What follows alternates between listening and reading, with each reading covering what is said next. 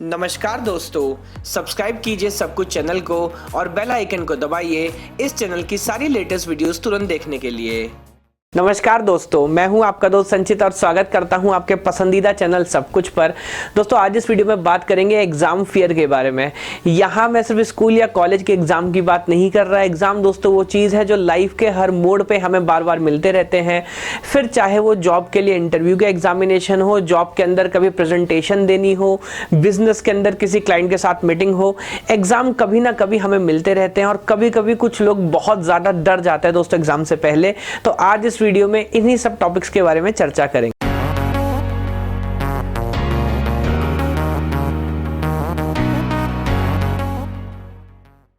अब देखिए, चाहते तो सब यही है कि हम एग्जाम में अच्छा करें और हमें सक्सेस मिले, लेकिन कभी कभी एग्जाम से ज़्यादा एग्जाम का डर दोस्तों हमें डरा देता है। इस वीडियो में मैं ये बात नहीं करूंगा कि आप एग्जाम के लिए प्रिपेयर कैसे करें, कब पढ़ना है, कितना पढ़ना है, कैसे पढ़ना है, बिकॉज मुझे लगता है दोस्तों कि एग्जाम टू एग्जाम और पर्सन टू पर्सन प्रिपरेशन का तरीका ये सब डिफर करता है, जिसके बारे में एक जनरलाइज सॉल्यूशन बोलना सही नहीं होगा। तो आज इस वीडियो में मैं सिर्फ बात करने वाला हूं एग्जाम फियर के बारे में। एग्जाम से कुछ समय पहले बहुत सारे लोगों को ऐसा लगता है कि आपका कुछ भी तैयार नहीं है, सिलेबस बहुत बचा है और इतना सारा सिलेबस इतने कम समय में कैसे होगा। किसी फ्रेंड से बात करते हैं तो लगता है सबका सब कुछ तैयार है, शायद आपका ही कुछ तैयार नहीं है।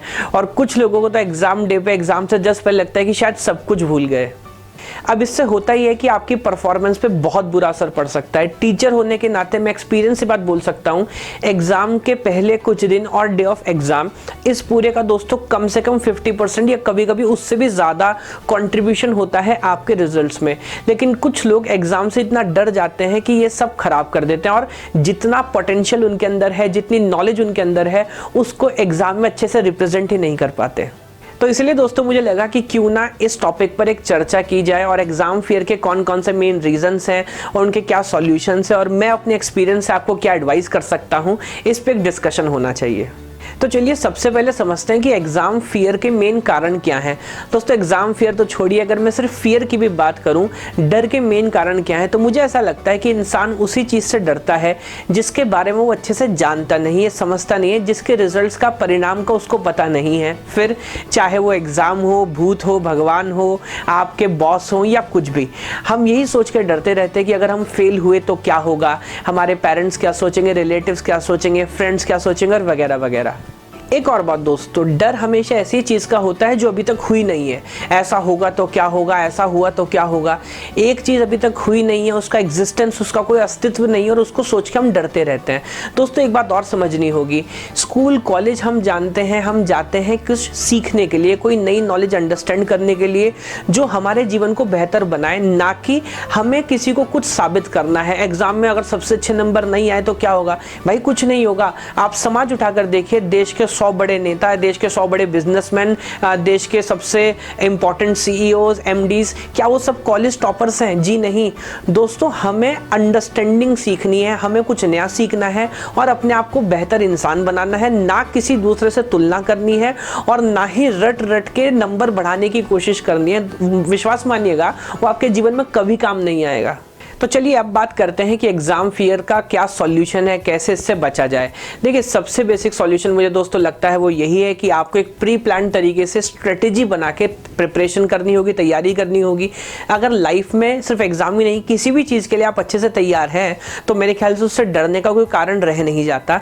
तो पूरा क्या सिलेबस है, एक शेड्यूल बनाना है, किस टाइम तक हम उसको पूरा कर लेंगे, डेली कितना पढ़ना होगा।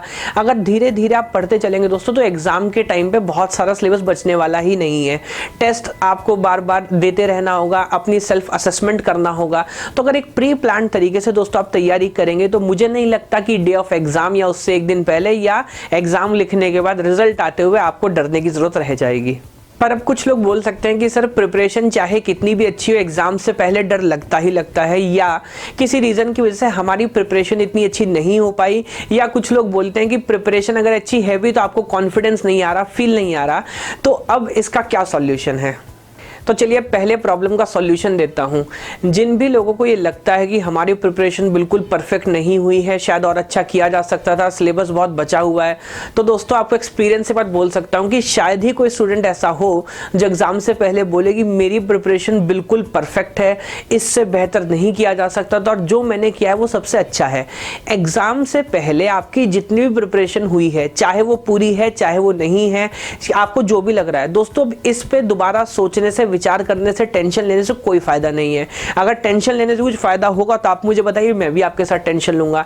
देखिए, जब युद्ध की तारीख निर्धारित हो और वो पास आ चुकी हो तो अब टेंशन लेने से कुछ नहीं होगा। हमें ये समझना पड़ेगा, या मानना होगा कि हमारी जो प्रिपरेशन है, जो तैयारी है, वो बिल्कुल परफेक्ट है। अब तो दोस्तों हथियार उठाना है, मैदान में जाना और शेर की तरह दहाड़ के दुश्मन पे टूट पड़ना है।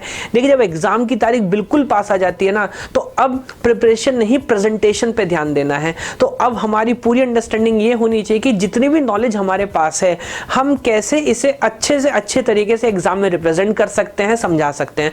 दोस्तों, ऐसे मैंने बहुत सारे स्टूडेंट्स देखे हैं जिनकी नॉलेज, अंडरस्टैंडिंग इतनी नहीं होती, लेकिन उनका वे ऑफ प्रेजेंटेशन, एग्जाम में कॉन्फिडेंस इतना अच्छा होता है कि वो काफी अच्छा स्कोर करते हैं। और मुकाबलन कुछ लोग, आप जानते होंगे, कुछ लोग ऐसे होते हैं जिनकी नॉलेज बहुत है, अंडरस्टैंडिंग बहुत है, लेकिन एग्जाम में फंबल कर देते हैं, कुछ क्वेश्चन मिस कर देते हैं और उस नॉलेज को रिप्रेजेंट नहीं कर पाते। दोस्तों, यहाँ पर एक और बात बोलना चाहूँगा। देखिए, एग्ज़ाम लिखना है मज़े के साथ। आपकी जो नॉलेज है, जो अंडरस्टैंडिंग है, वो आपके पास है।